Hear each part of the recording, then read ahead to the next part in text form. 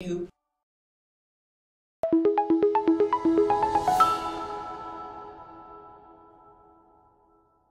역사를 알면 당신도 인싸. 시작할 때는 하나씩. 저는 중산층연구자 금강경입니다. 네, 일제시기 연구하는 김강산입니다. 저번 시간에 17분 넘게 떠들었는데 기껏해서 이제 뭐 양지 축구단 가지고 설명을 하겠다 그러더니 이제 창단까지밖에 안 갔어요. 큰일 났어요. 이게 뒤에가 네. 10분도 안 남은 것 같은데. 10분도 안 남았습니까? 네. 좀 길게 갈까요 그러면? 아니요, 괜찮습니다. 또 빨리빨리 또 빨리빨리 먹고 또 저희도 밥 먹어야 돼가지고 배가 많이 네네네. 고파가지고 양지 축구단이 이제 창설이 됐어요. 네. 양지 축구단이 뭔지는 일부를 통해서 확인하시면 될 것 음. 같고, 양지 축구단이 그래서 어떤 활동들을 하게 되는 겁니까? 축구를 했겠죠. 그러니까 양지 축구단이 어떤 식으로 운영을 했는지 그 대본을 쓴 게 있는데 네네네네. 대본대로 그렇죠. 축구를 했는데 그 사실 중정이라고 하는 기관이 그 당시 대한민국의 최고의 기관이고 날고 기는 새도 날고 기는 새? 네. 그런 표현이 있나요? 어쨌든 나는 새도 떨어뜨린다는 그 표현이 있지 않습니까? 엉망진짜. 엉망진짜. 그게 무슨 중정이 최고의 기관입니까? 그건 아니지만 그만큼 무소불위의 권력을 휘두르고 법 있는 위에 있었다 뭐 이런 표현들이라든지 좋은 표현들 많은데 초법적이고 네. 탈법적인 기관. 최고의 기관이라 그랬었고요. 날고 기는 새라 그랬어요. 새가 혹시 기는 거 보셨나요? 새가 이렇게 기는. 네. 나는 새도 떨어뜨린다네. 그런 표현이 있죠. 네네네네. 네. 그런 중정이 기관, 아무튼 그렇게 무서운 곳이었다. 무서운 곳이었다. 그 무서운 기관이 운영하는 축구단이기 때문에 혜택도 사실 엄청났어요. 약간 그 프로 팀으로 이름 붙이면 중정 양지 이렇게 들어가는 건가요? 양지 축구단, 중정 양지 축구단 이렇게 들어가는 건가요? 양지 축구단인데 아니 그 앞에 중정자가 붙냐? 예를 들면 우리 그런 것처럼 아니 안 붙을 거예요. 전북 현대 뭐 이런 것처럼. 아니 그냥 양지 축구단. 그냥 양지 축구단. 네, 왜냐면 이때는 실업팀 같이 운영이 되니까 뭐 69년 되면은 무슨 은행팀 같은 것들이 막 많이 생기거든요. 뭐 산업은행, 제일은행 뭐 이런 식인 거니까 양지 축구단이라는 팀인데 그러니까 중앙정보부가 운영을 한 거죠. 구단주가 아마 그러면은 김영욱이었을까? 뭐 그랬을 수도 있을 것 같아요. 어쨌든 그런데 그 이때 그 받았던 그 월급이 25,000원이라고 하는데 60 몇 년인데 9년에 69년에 25,000원. 그렇게 많은 건 아니네요. 그래요? 그렇게 많은 편은 아니에요. 이게 국영기업의 중견 간부가 받는 정도의 월급이었다고 해요. 아니 그러니까 요즘 축구 선수들에 비해서 많이 받는 건 아니에요. 그렇죠. 지금은 프로판이 엄청나게 그 거대해졌기 때문에. 아니 그리고 이 사람들은 30대 중반까지밖에 못 뛰는데. 근데 이 사람 다른 선수들은 그렇게 못 받았던 거죠. 식탁에 고기 반찬이 매일 올라왔다라고 하는 거 굉장히 중요하게 막 언급을 하고, 그러니까 이 다른 선수들은 그렇게 못했던 경제적인 여건이었던 거죠. 설탕은 많이 먹었겠죠. 설탕 아까 설탕은 많이 먹었을 걸요. 콜라 같은 것도 많이 먹었겠죠. 그리고 이제 중정이 이때 서울시 이문동에 있지 않습니까? 근데 거기에 그 최신식 그 천연잔디구장이 있었다고 해요. 그럼 관리하기 힘들었을 텐데. 네, 근데 이게 유일했다고 해요. 이게 그 국가대표팀도 원래 마음대로 못하는 거야. 원래 흙바닥에서 하던 건데. 네네네. 그러니까 뭐 인조잔디는 있었겠죠. 근데 천연잔디는 관리하기도 어려우니까 지금도 천연잔디 구장이 몇 개 없는데. 근데 그 천연잔디 구장에서 뛸 수 있다는 것 자체가 굉장한 혜택이었던 거죠. 그리고 또 하나가 군복무를 인정해줬어요. 중정에서 근무하는 걸로 군복무가 대체되는. 네, 그래서 실제로 이 혜택 같은 경우는 아마 해병대로 편입되었던가 그래요. 여기서 축구는 하는데. 네, 축구는 하는데. 병과는 해병대로. 네, 소속은 해병대로 해서 이제 멋대로네. 그렇게 병역 혜택까지 부여를 했던 거죠. 그러니까 대신에 이렇게 혜택을 주는 만큼 엄청나게 빡세게 훈련을 했던 겁니다. 이제 빠따도 많이 치고. 빠따 쳤는지는 잘 모르겠지만 2002년 월드컵 때 히딩크 감독이 부임하자마자 어떤 얘기를 했냐면 대한민국 선수들이 기술이 부족한 게 아니다. 체력이 부족하다. 거다. 이게 기존에 우리가 알고 있었던 대한민국 축구 대표팀에 대한 상식을 완전히 뒤집는 거였거든요. 왜냐하면 이때까지만 해도 대한민국 대표팀은 뭐 체력이 우월하고 정신력으로 뛰고 이런 거였는데 아니다. 체력이 부족하다라고 해서 막 셔틀런 이렇게 뛰고 그러지 않았습니까? 지금 살딩크가 베트남 가서 하고 있는 거예요. 그렇죠. 요즘 살딩크 형님이 베트남 가가지고 베트남 친구들한테 하는 말이 그거라거든요. 체력을 길러야 돼. 맞아요. 그래서 그 90분을 풀로 뛰어도 지치지 않는 체력.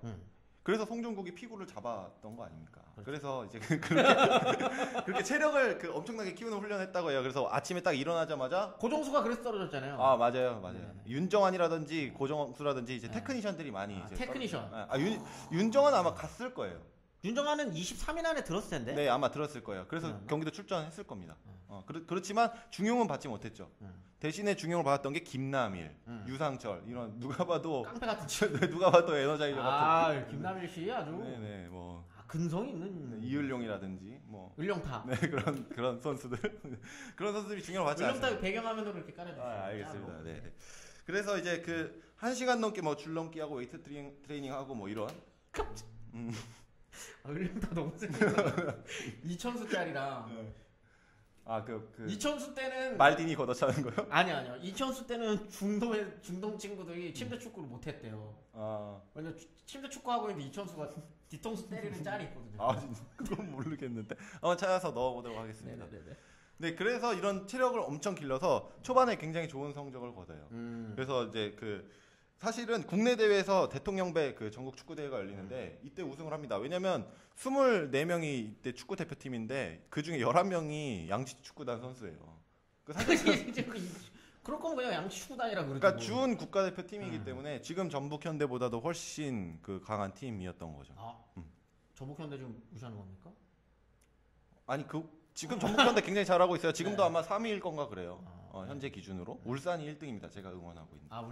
울산 현대 호랑이. 네, 어쨌든 근데 이제 이렇게 스타 선수들이 굉장히 많이 모였잖아요. 그러니까 팀 내부에서 좀 내분이 일어났던 거예요. 자기 잘났다. 자기 잘났다. 내가 1등이 돼야 돼. 심지어 이제 그 중정이 관리하고 있는데도 그랬다고 해요. 김영욱 씨가 성격이 굉장히 안 좋으시거든요. 불같잖아요. 불같은 분이시죠. 네, 근데 그래서 이제 김영욱이 어떤 게 하냐면 아까 말했던 그 김용식이라고 한 사람, 그 사람이 이제 그 당시엔 축구협회 부회장이었는데 그 사람을 그냥 감독으로 앉혀버립니다. 축구 그러니까 말하자면은 부회장을 감독으로. 네, 말하자면은 지단을 감독으로 앉힌 거예요, 레알 마드리드가. 그러니까 이제 지단은 레알 마드리드의 어떤 상징적인 선수고 굉장히 선수로서 급이 높은 그 선수잖아요. 그 사람이 이제 감독으로 부임하니까 딱 이제 정리가 되는 거죠. 밑에 짜져 있어라. 네. 영식이 형님 오셨다. 네, 그러니까 불세출의 스타니까. 이런 표현 괜찮나요? 그렇지, 괜찮아요. 네. 그러니까 그 김용식이라는 그 감독이 와가지고 딱 정리를. 그래서 이 친구들을 데리고 이제 뭔가 좀 그래도 국제대회 한번 나가줘야 네네. 타이틀을 좀 따줘야. 아까 네. 전에 북한은 잘 나가는 대회에서 4강까지 올라왔다. 월드컵 66년 월드컵에서 8강에 진출했으니까 4강 간 건 아니었구나. 8강에 졌으니까. 네, 8강에 졌으니까. 근데 이제 그럼 그 다음 월드컵이 멕시코 월드컵 70년 멕시코 월드컵인데 우리나라 간 거네요. 네, 그렇죠. 어쨌든 네. 근데 이게 사실은 굉장히 중요한 목표였던 거예요. 그러니까 1차 관문이었던 거죠. 근데 여기서 이제 지역 예선에 참가했던 팀이 한국, 호주, 일본이었어요. 근데 이때 지역 예선 딱 시작할 때 본선 참가를 위한 예선전. 네, 예선전. 그래서 시축을 누가 하느냐? 박정희 대통령이 직접 나와서 합니다. 정영이 직접 가셨군요. 네, 그러니까 이거는 사실은 될 거라는 믿음이 있었던 거예요. 그러니까 이만큼 해서 호성적도 거뒀으니까 야 이거는 내가 가서 한번 멋들어지게 하고 여기에 우리 그 국가의 명운을 건다 약간 이런 느낌으로. 거의 지금 못 이기면은. 그렇죠. 못 이기면은 중정이 또 축구까지 관리하고 있는 이런 상황에서 김영욱이 이러고 보고 있었을 거 아니니까. 있는데 박정희가 내려와가지고 시축하면서 악수 이렇게 하나씩 해주면서 잘하자, 잘하자 이러고 이제 간 거잖아요. 그랬겠죠. 그래서 첫 경기를 일본이랑 하는데 2대0으로 2대2로 비겼습니다. 그러면 약간 오지고 지렸겠는데? 그래도 이제 이거는 약간 지진 않았으니까 체면치레는 한 거죠. 체면치레는 한 거죠. 근데 두 번째 경기에서 호주한테 2대1로 져버립니다. 총살 나가셨네요? 총살을 당하진 않았는데 그러니까 이제 이회택이 이때 그 회고하면서 뭐라고 얘기하냐면 야 비싼 돈 들여가지고 보내놨더니 축구를 이거밖에 못하냐라고 하는 비판이 안팎에서 엄청 났다라고 해요. 그런데 10월 18일 날 2차 리그에서 일본을 2대0으로 일본한테는 또 한일전 질 수 없죠. 이겨버려요. 그러니까 이때 그 양지 축구단이 엄청나게 그 성과가 있었던 거죠. 양지 축구단이 베이스가 된 국가대표팀이니까. 호주한테는 졌지만 일본한테는 2대2로 한번 비기고 2대0으로 한번 이겼으니. 네, 그러니까 달리 말하면 호주를 이기면 올라가는 거예요, 멕시코 월드컵에. 나 못 들어본 것 같은데 멕시코. 그렇죠. 왜 못 들어봤느냐? 결국에 호주한테 그 이기지 못해서 임국찬이라는 선수가 페널티킥만 넣었으면 이겼을 텐데 그거를 실축을 해가지고 져버리게 되는 겁니다. 아 이분은 그러면은 남산 가셨겠네요. 남산은 가지 않았던 것으로 판명됐습니다. 확실한 겁니다. 네, 근데 이제 그 과정에서 이 10월 18일 날 아까 일본이랑 경기했었다고 했잖아요. 근데 그때 10월 17일 날 어떤 일이 있었냐면 국민 투표로 삼선 개헌이 통과되죠. 그리고 제가 이제 현대사 전공자는 아니지만 근데 그 이야기를 넣어야 돼요? 왜냐면 그 이만섭이라고 하는 그 국회의원이 국회의장 출신이죠. 네, 그 사람이 이제 그 김영욱에 대한 해임 건의안을 내고 18일 날 그게 수리가 됩니다. 그러면서 김영욱이 공교롭게도 일본을 이겼던 18일 날 해임이 되는 거예요. 좋은 날. 본인한테는 나름대로 성과가 있는 날인데 해임이 되어버렸어요. 정치적으로는. 그러니까 김영욱한테는 안 좋은 날이네요. 김영욱한테도 안 좋은 날이고 양지축구단한테도 안 좋은 날이죠. 김영욱이 날아갔기 때문에. 그러면 양지축구단도 해산될 수 있는 약간 그런 불안함을. 네, 그래서 해산되지 않으려고 했다면 호주 팀을 이겼어야 됐는데. 근데 적죠 또. 그러니까요. 그러면은 해산됐어요? 그래서 결국에는 70년에 바로 해산이 되어버립니다. 이게 굉장히 또 가슴 아픈. 삼선 개헌안이 중요한 게 아니라 김영욱의 해임이 중요한 거예요. 양지축구단에게는 그랬다는 것이죠. 김영욱이 거의 끌고 가다시피 했었던 멱살 잡고 끌고 왔었던 건데 호주한테 지게 되면서 김영욱도 날아가고 양지축구단도 날아가고. 네, 그렇죠. 시간이 어때요? 13분. 그래요? 그러면은 이거 뒤까지. 그럼 이제 대한민국 축구의 미래는 2002년까지는 암흑 속에 있었던 겁니까? 아닙니다. 오히려 이 양지축구단이 이제 이 걸음이 돼가지고 70년대에 또 되셨군요. 네, 한국 축구가 부흥기를 맞이하게 됩니다. 그럼 중정이 장기적으로 보면 잘한 겁니까? 사실 이렇게 국가 그렇게 얘기할 수는 없고요. 그 국가가 이렇게 나서서 스포츠를 관리하는 거는 예전에 역사에서도 쭉 있어왔던 일이고 그렇게 보기 힘든 경우는 아닌데 아까 말씀하셨던 대로 정보기관에서 이렇게 국가 차원, 그러니까 정보기관에서 축구팀을 운영한다는 것 자체가 되게 굉장히 보기 드문 일이에요. 지금도 사실 있잖아요. 어떤 팀? 상무라던가? 상무도 있고 상무 그다음에 경찰청. 야구 같은 경우는 경찰. 그리고 축구도 있어요. 아마 2부인가 그럴 거예요. 그렇게 있는데 이거는 이제 군역을 대신하는 형태로 이렇게 가는 거지 혜택을 몰빵했다기보다 그렇게 하는 건 아니잖아요. 근데 양지축구단은 그런 식으로 만들어졌던 거고, 근데 그렇게 해야만 했었던 배경에는 역시 북한과의 체제 경쟁에서 우위를 차지해야 된다라고 하는 그런 60년대, 70년대의 상황이 굉장히 강하게 작동을 했던 결과다, 이렇게 얘기를 할 수 있을 것 같습니다. 냉전 질서가 스포츠도 피해가지 못했다. 그렇죠. 아주 강하게 작용을 했던, 오히려 피해갔다기보다도. 강하게 작용했던. 네. 그 산물이 양지축구단이다. 더 의미부여할 건 없고. 별로 없는. 이 정도. 네. 끈끈하다. 네, 정치와 스포츠가 굉장히 끈끈했다.